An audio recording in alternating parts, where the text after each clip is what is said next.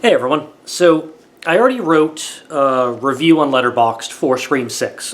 I went to go see the movie at that 5 o'clock 3D fan event, which was basically you got a poster and they showed you some like YouTube clips before the movie. They showed you the Reno 911 sketch.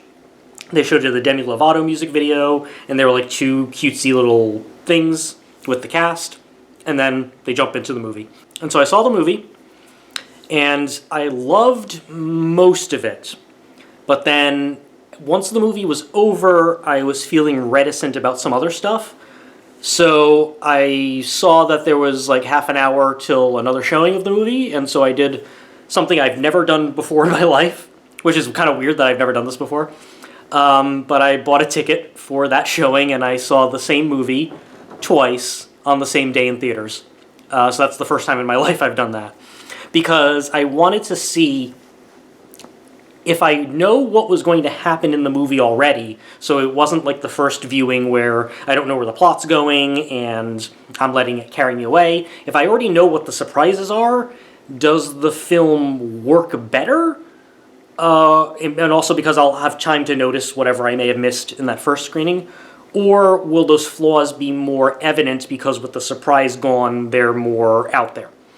So, the review I wrote, I kept that mostly spoiler-free. So I didn't reveal who dies, and I didn't reveal who the killers are. So this is going to be some spoiler thoughts to sort of add some contextualization to my review that you can read on Letterboxd if you so choose. Okay, so when I left that first screening of the film, there were two things that were bugging me. The first was the motive of the killers, and the second was that none of the surviving characters are killed, and I hated that. After the second viewing, the motive issue didn't bother me anymore, but the no survivors dying is still the one major problem I have with the movie. And it's the one that knocks it below 5 for me. It's still above 4 because 4 also didn't kill any of the surviving characters, and it has that shitty hospital tacked on rewritten ending from Aaron Kruger that is the one thing that holds that movie real back for me. And obviously, I mean, I could take a shit in the woods and it's a better movie than Scream 3. So let's not even talk about that.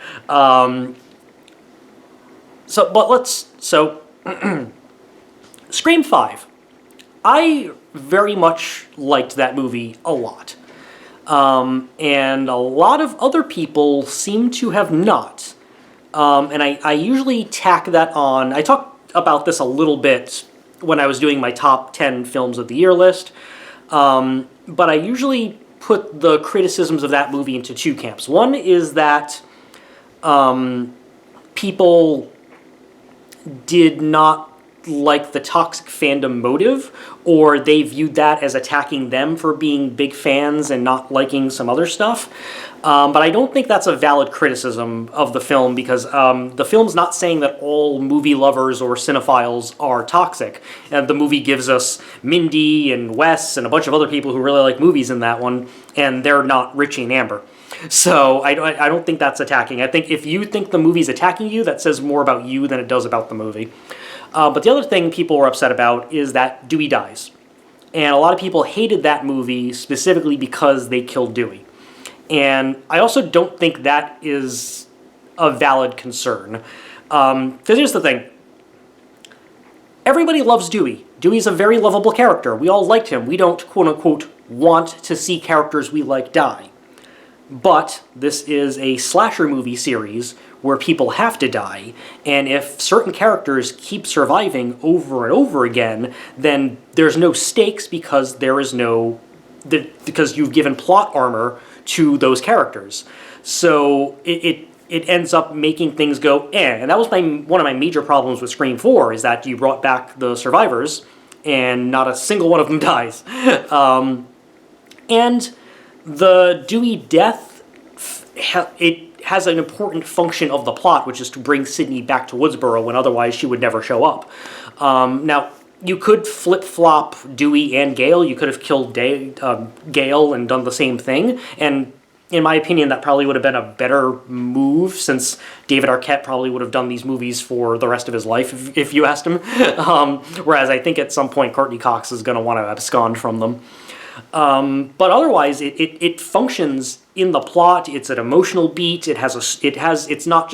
It's not killing the survivor of Friday the 13th Part 1 in the opening of Friday the 13th Part 2, or the survivor of Hostel in the opening of Hostel Part 2. It's not that sort of slasher movie trope. It has a legitimate emotional grounding from it.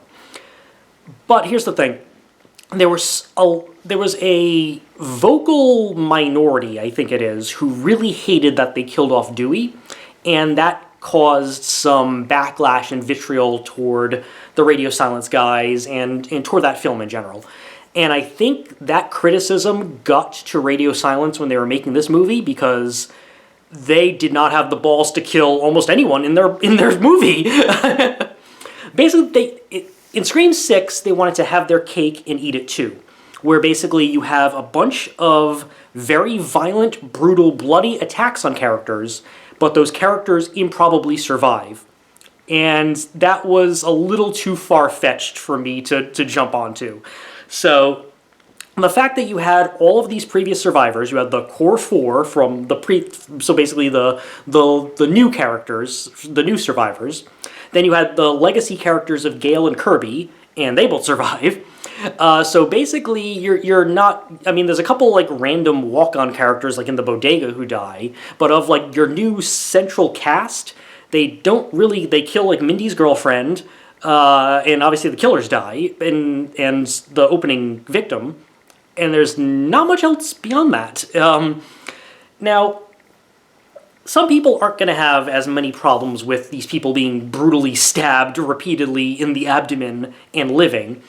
But I think that's a little bit different from Dewey getting stabbed in the back a bunch of times and still living. Let me think. So I have a Buck 119 knife, which is basically a smaller version of the knife used in Scream. There's the Buck 119, which is what I have. There is the Buck 120, which is the same exact knife but with a longer blade. And then there's the knife in Scream, which is a modified version of the Buck 120 so that it's even longer than that. But this is basically the smallest version of the Scream knife you can get as a real legitimate knife. If this, just putting it against my head for scale, if this goes into your abdomen or into the side, it's going to puncture your kidneys or your intestines or your gallbladder or your liver, and you are not going to survive just because it's not your heart, throat, or head. So, even if you do survive, you're probably going to have a colostomy bag for the rest of your life, or you're going to need to be on dialysis because one of your kidneys was shot, or you're going to need gallbladder removal surgery, and you're going to have problems with insulin. I mean, it doesn't make a lot of sense. Some of the characters, especially Chad, should be fucking dead after that twofer on him. So they should have killed off more characters, and I think the backlash that they had for killing Dewey made them too scared to do that. And so that is the major flaw I have with Scream 6. It is the one thing that really holds it back for me. They really should have killed off more surviving characters. Chad should be dead from how he is. I can see Mindy living because the killer didn't have enough time to take her out. Kirby should probably be dead. I mean, a lot of these characters should be dead given the knife wounds that they had. So, as far as the motive, so I think my initial disappointment with the motive was due to the marketing, because the marketing had the whole I'm something different, and that line's not even in the finished film. And the motive ends up just being revenge. In fact, a lot of Scream 6 is a mirror of Scream 2, where Scream 2 takes place on a college campus, and the motive was the parent of a previous killer doing revenge. In that case, it was Mrs. Loomis, and here it is Richie's father as well as Richie's brother and sister. So once I watched the movie a second time and that initial disappointment out of my own expectations was gone, sure, okay. It's in keeping with the series that revenge is a pretty common motive within this series. Billy wanted revenge because of Maureen Prescott banging his dad, and Mrs. Loomis wanted revenge for killing Billy. Scream 3, which I'm still going to try to consider not canon, even though this movie makes it a little harder for me. Roman Bridger wanted revenge. 4 is not about revenge. 4 is about envy and fame. And 5 obviously is not. So, but moving it back to revenge, fine. That's in keeping with the series. What makes it the revelation of the killers, it does have some far-fetchedness involved. Because Richie, being one of the killers in the last one, which takes place a year before this one, Gale ended up writing the book about him, so it's pretty well known, and this film shows that there are, there's like a Reddit about truthers and conspiracy theories and all of this other stuff. So it seems like people would be looking into Richie and his life, and yet they didn't find that he has a father who's a cop or siblings, and their pictures weren't everywhere. That seemed odd. But in my head, and I don't know how much of this is true, and I don't know if it'll ever be extrapolated upon in other sequels, I could kind of create my own narrative to have this make sense. So, we know that Richie's real name is Richie Kirsch. He didn't lie about his name in the last one, because we see one of his student fan fiction films that he made in this movie being projected in the shrine. But his father and his sister have a different last name, and the brother was already using a fake identity, so whatever. So here's my thinking, since we have no idea what happened to the mother.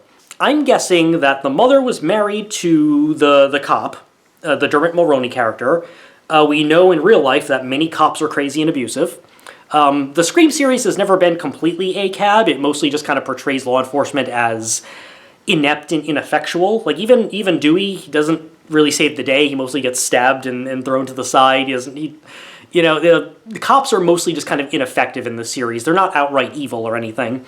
I guess if you want to go with Scream 3, then Mark Kincaid is kind of portrayed positively. And Dewey's portrayed positively, just not very effectively. But otherwise, most of the cops, they just kind of fail at their job and die.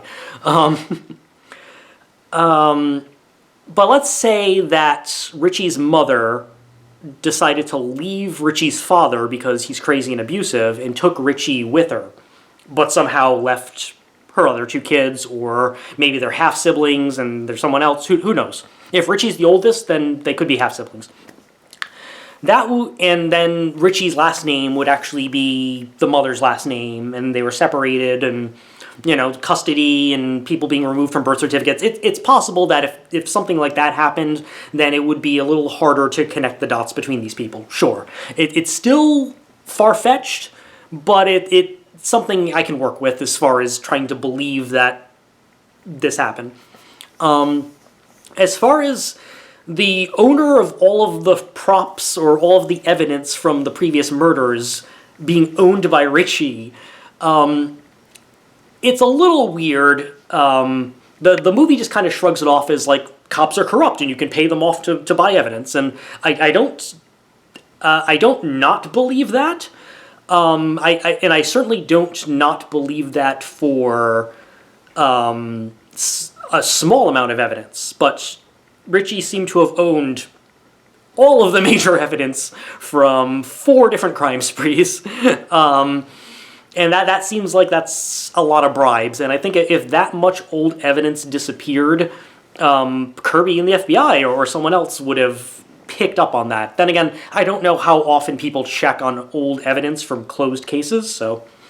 Then again, if the case is closed, a lot of the time some of the personal possessions can be returned back to the families and everything. They don't always just sit in a box, especially if it's a completely closed case. If it's a cold case, that's different, but if the case is closed, then sometimes personal effects can go back to the surviving members. But regardless, so yeah, some of that strains credulity, but I can live with that. So when I saw the movie the second time, those issues I had with the ending, the motive and the revelation of who the killers are, that stuff bothered me less. The not killing enough survivors, that's the one nail in my craw I can't quite get around, and it's the reason I rank this movie below 5. But this movie does a lot of things very well. That opening sequence with the misdirection is great. I mean, technically this movie has 3 actual ghost faces, but you could also make an argument that there's 4, or an argument that there's 5, depending on how Tony Revolori and the guy in the fridge count to you.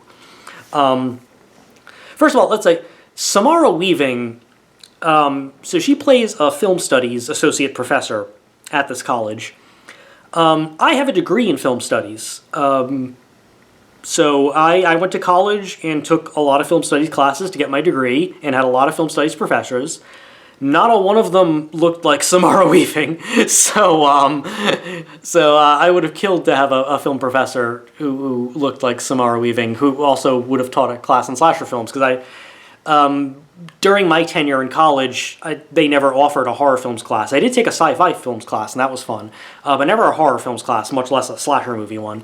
And the things that she says on the phone about why she likes slasher movies is similar to what I like about slasher movies, so I really like that. But I do like that misdirection of your opening kill is killed, and then Ghostface is revealed right away, but then the Ghostface who's revealed is our real victim going forward.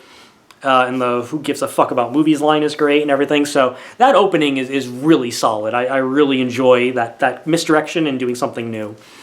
The New York setting, it's used in the sense that there are things about New York that factor into the different set pieces that work well. You got the bodega scene, which has been shown. You got the subway scene, which has been shown. Both of those are really good sequences.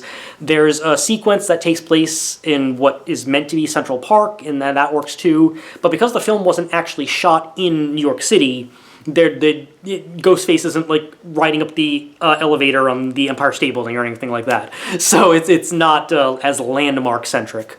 There's no Times Square or anything like that, like there was in Jason Takes Manhattan. But otherwise, I think it makes a good use of the new setting, this new urban setting, as opposed to the suburbs of that one. Even Los Angeles in 3 isn't really utilized well because it mostly just takes place on the movie set. So I really liked how they'd worked that, but probably the biggest positive this movie has is those sequences, those chase sequences and those stalk and slash sequences. Prior to this film, I think the best versions of those sequences were probably in Scream 2. I'm thinking of Gale and Dewey and the soundproof stuff on the campus, as well as one of my favorite scenes in any of the Scream movies is Ghostface passed out behind the wheel of the cop car, and Sydney and her roommate stuck in the back seat having to crawl over the passed out Ghostface. That's probably the most suspenseful scene in a Scream movie to me. And it seems lately a lot of people seem to rank Scream 2 pretty low in the series. It's still my second favorite. But this film, 6, I mean, yeah, the bodega scene works great. The subway sequence works great, where it's actually 2 different cars and the trailer was edited to make it look like it's one. That ladder sequence between the 2 buildings, yes, that was already in a movie called Nerve with Emma Roberts, but it's done better here. And a lot of the stuff that happens in the shrine and the finale works great. And I also like that, aside from the opening, there's a couple like first time ever things that we see in the Scream movie. I mean, if you're discounting the opening of 4, which is really just a stab movie, this is the first time we've seen more than one in-costume Ghostface killing at the exact same time, or at least attacking at the same time, since Chad lives for some fucking reason. But them stabbing them both at the same time, doing the knife wipe at the same time. Great. This is the first time we've had more than 2 ghost faces. That's cool.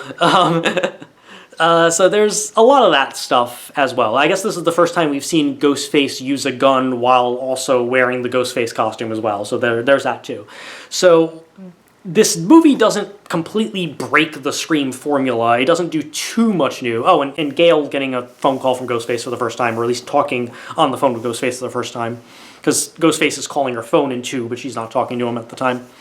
So it does some of that stuff. So it's nice that we have that, but it's still... It doesn't completely upend the formula at all. It's not like the killer's revealed in the opening and then we just kind of know it the whole time or anything. There's still a reveal and everything. What Scream 2 did better than this one is that when they added the new cast for Scream 2, I'm not sure if you remember, the Scream 2 cast was gigantic. Do you remember Rebecca Gayhart's in that movie for like 2 scenes? They had so many like little like walk-on speaking parts that it made it much harder to guess who the killer would be. The movie does still play fair because Mickey has that one line about Derek running in, and you can go from that. But this movie doesn't add enough characters, so it's pretty easy to guess who the killers are by process of elimination. There's only so many new characters added, and we kind of know that none of the returning characters are going to be the killer, unless... I mean, that would have been cool if they did. For a little bit, the movie tries to make you think that Kirby might be a killer, and that could have been cool, but they don't go there. But, you know, between the new characters and who you see killed, there's only so much there. Quinn. Let's talk about Quinn. Quinn is the first time a Scream movie has given us a hot redhead, I think. I don't remember the hair color of the girl with the goriest death in Part 4, but whatever. And she's also a sex-positive redhead, so clearly Radio Silence was reading my letters. Thank you for that. But her death is faked early in the movie and then revealed at the finale. And... you know, Ghostface have faked their death before. Billy faked his death in the first one. But how did Dermot Mulroney switch out a body within that short period of time? And whose body did he switch out? Like, I can believe, because we don't see Quinn getting attacked, she just kind of bursts through the door and she's already dead. And he mentions prosthetics and stuff. So cool, I can totally buy on that prosthetics were applied and everything's so fast that they can't look too close at it because Ghostface is right there. But once the cops come in and everything and the forensics, I don't know how that works. So that's a little much. Maybe if they had like burned the body beyond recognition and did like an Amber Freeman on it, but I don't know. So that's a little thing, but I did like Quinn, and I like the intensity that actress has in the finale when she's revealed and everything. The other brother, the spider from Avatar, he's just kind of a proto-incel. That's whatever. But Dermot Mulroney, you know, a lot of people also don't like the ending of Scream 2 because Laurie Metcalf goes pretty over the top in her performance. I may have talked about this in another video, but I remember... I was a freshman in high school when Scream 2 came out. Yeah, because it came out in December of 97. And I remember specifically my algebra teacher did not like Scream 2 because he did not like Laurie Metcalf's overacting at the end of it. But Dermot Mulroney went to the Laurie Metcalf School of Killer Reveals because he goes very over the top here as well. But it seems like people who had a problem with Laurie Metcalf in the second movie don't have a problem yet. I mean, the movie's only been out for a day. Don't have a problem yet with Dermot Mulroney in this one, but whatever. I do like that, when I think about it, I do like the idea that the killers are connected to Richie. That basically it's Richie's obsession has still continued on. Because most of the time it's been revenge about Sydney specifically or whatever. This one has nothing to do with Sydney, which is why she's not in the movie, I mean, aside from the salary dispute and everything. I don't really know where the room for Sydney would be, but at the same time, if Richie's family had succeeded and murdered everybody and framed Sam for it, since they blame everyone who is involved with causing Richie to die, I still think they probably would have gone after Sydney at some point. They may have just not done the whole Ghostface thing to do it. They would have probably just, I don't know, maybe did a drive-by on her house. I don't know. But my guess is they'd probably still go after Sydney as like an afterthought anyway. But otherwise, you know, they want to kill Gail because she portrayed Richie poorly in the book, and they blame Sam because she actually killed him, and everyone Sam cares about and all that stuff. So it makes sense that their focus isn't Sidney Prescott, and why they don't. She's not really the main concern going on. So it at least makes sense as to why Sidney's not involved with this particular story.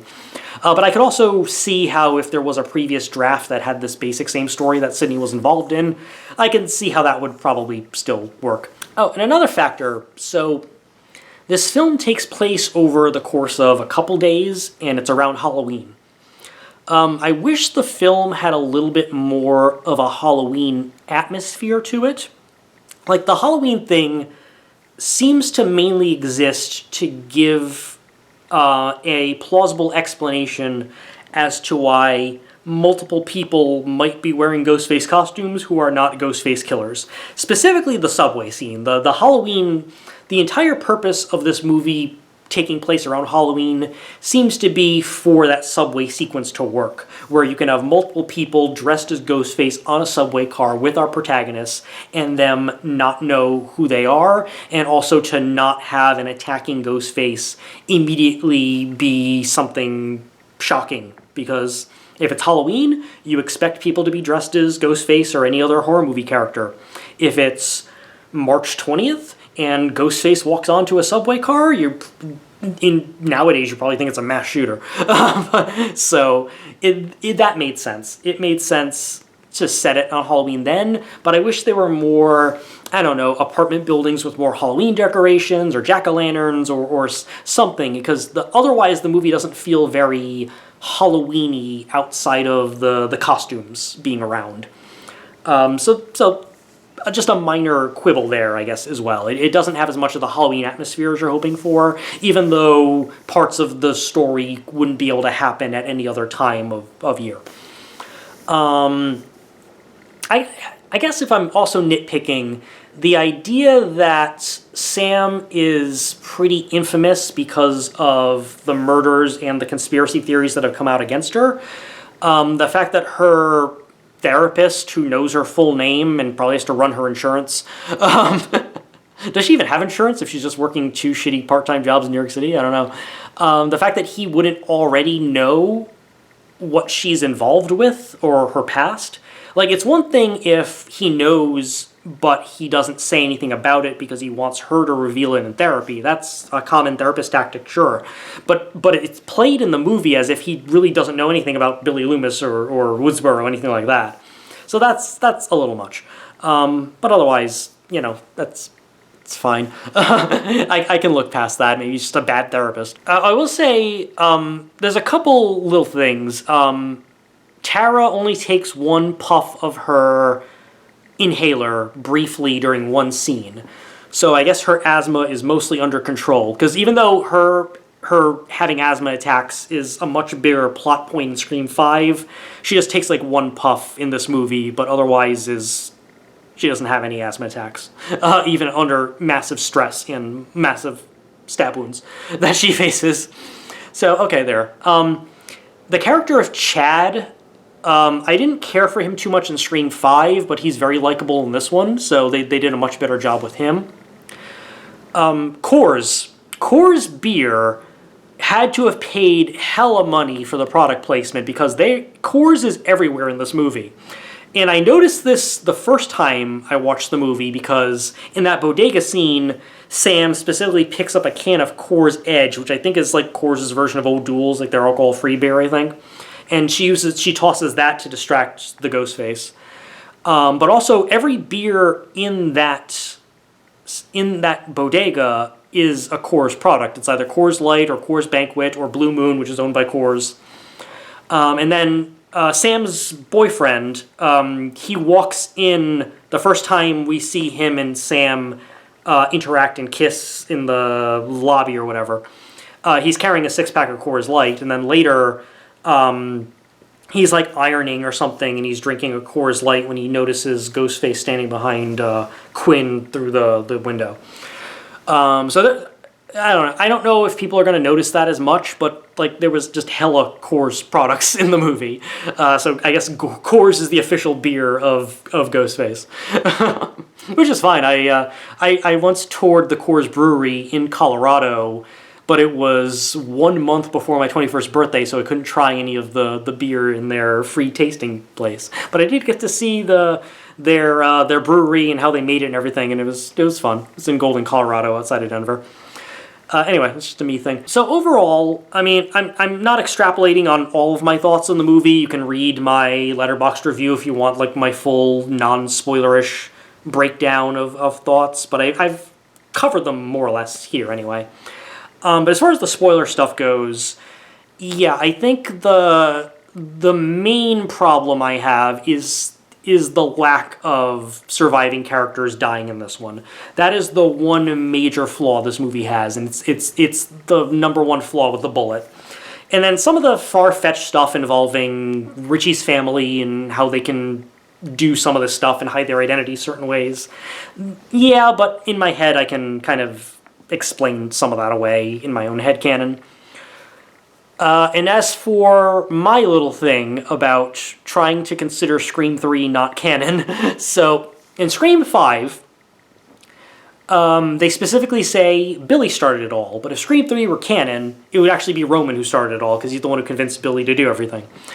So in that movie, I was able to be like, oh, okay, yeah, sure, Heather Matazzaro is there as Randy's sister, but just because she's playing the sister here doesn't mean that the shitty events of 3 that make no fucking sense actually happened. Oh, Sidney is married to a guy named Mark. That doesn't mean Mark is Patrick Dempsey from Scream 3. It could just be another dude named Mark. There's nothing in-universe in that movie that says it's Mark Kincaid specifically. Now, her name is still Sidney Prescott. It's not Sidney Kincaid. I mean, women can obviously keep their own names, or men can take their wives' names, just like when Jay Moore was married to Nikki Cox and he changed his last name to Moore Cox for humorous reasons. The gender dynamics are, they're not as retrograde and old-fashioned as they used to be, so that's fine. So Scream 5 still allowed me to bend over backwards and pretend Scream 3 is not canon. This movie, not so much, because Roman Bridger is called out specifically, as well as the fact that he's the only sole Ghostface. The only reason he is the only sole Ghostface is because originally in that film, the Emily Mortimer character who plays Sidney in Stab 3 was his girlfriend and was his partner, but because that movie was a shit show as far as rewrites were concerned, and Aaron Kruger and the Weinstein's fuckery, they didn't go with any of that. So there's that, and obviously there's, like, Gale Weathers wrote Hollywood Horror, and Stab 3 was Hollywood Horror, and some of the stuff in The Shrine obviously pertains to the production of Stab 3. So in my headcanon, something similar to what we saw in Scream 3 happened, but it's something that is better than what we actually saw in Scream 3. Maybe there's no bullshit fantasy sequences about Maureen Prescott, and, there's not a tape that Randy filmed before his death that goes over the rules of a trilogy, of which no horror trilogy actually existed prior to that, and so those rules are just things he made up. Then again, we know from him misquoting Sigourney Weaver's line from Aliens that Randy was not as good of a film fan as some of us are today. So, also, I mean, Mindy liking the Candyman requel as much as the original Candyman, and the fact that she thinks Friday the 13th Part 2 is better than Final Chapter, that also calls into mind her taste. I'm with Kirby. Final Chapter all the way. I have a Final Chapter poster on my wall, which also has the Scream knife in Jason's Mask's eye socket, by the way. But also, that Candyman wasn't big. That Sherman is not his hashtag not my Candyman. The only real Candyman is Tony Todd, Daniel Robitaille, and they should have kept him rather than fucking Sherman, the guy in the laundromat. But not talking about that. So in my head, I can bend over backwards and pretend that some version of what happened in Scream 3 is what actually happened, but just a better, non-shitty Aaron Kruger version. So, that's how I'm bending over backwards there. Because otherwise, the characters make mistakes that they're too smart to already make. They split up and everything. Like, even if you ever listen to the audio commentary that Wes Craven and some of the others did on Scream 3, you can even hear it in their voice that they know the movie is shit, and that they only made the movie to finish out the trilogy as an obligation, and that no one passionately liked that movie, which is also fun. I mean, Neve Campbell was barely even in the movie. She only filmed for like a couple days, and there's barely any gore in that movie because a bunch of fucking idiots blamed violent movies for Columbine for like a 1.5 year period before they finally were like, that had nothing to fucking do with it. They're just a psychopath and his pushover friend. So I don't know. I fucking hate Scream 3. I hate it so much. I hate Scream 3 the way that Richie hates the Rian Johnson stab in the last Scream movie. But at least I'm not like cyber stalking Aaron Kruger or anything. I don't like tag him in my hate tweets or anything. I just leave the guy alone. He has an Oscar nomination. He doesn't need my help. So yeah, that's I've talked too long already, but those are my basic spoiler thoughts about Scream 6. So my ranking right now is the original Scream is number 1, Scream 2 is number 2, Scream 5 is number 3, 6 comes in at 4, number 5 is Scream 4. I'm giving 6 the edge over 4, largely because of the better chase sequences and the violence, even though a lot of people don't die, and because Scream 4 has that horrible tacked-on hospital ending that I cannot get over. And then, much farther down the scale, far worse, because Scream 4 is a very good movie. I think Screams 1, 2, 5, and 6 are all great movies in their own way, with the first one being a masterpiece. And then Scream 3 is donkey feces. It is not worthy of being in the series, and it is terrible. And anyone who has a ranking of the Scream movies and puts any movie last that is not 3 is a cop.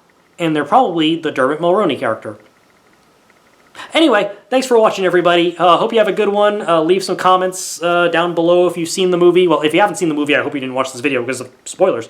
But leave your comments as far as what you think or thought about the movie. Have you seen it twice or more by this time? And hope you have a good one, everybody.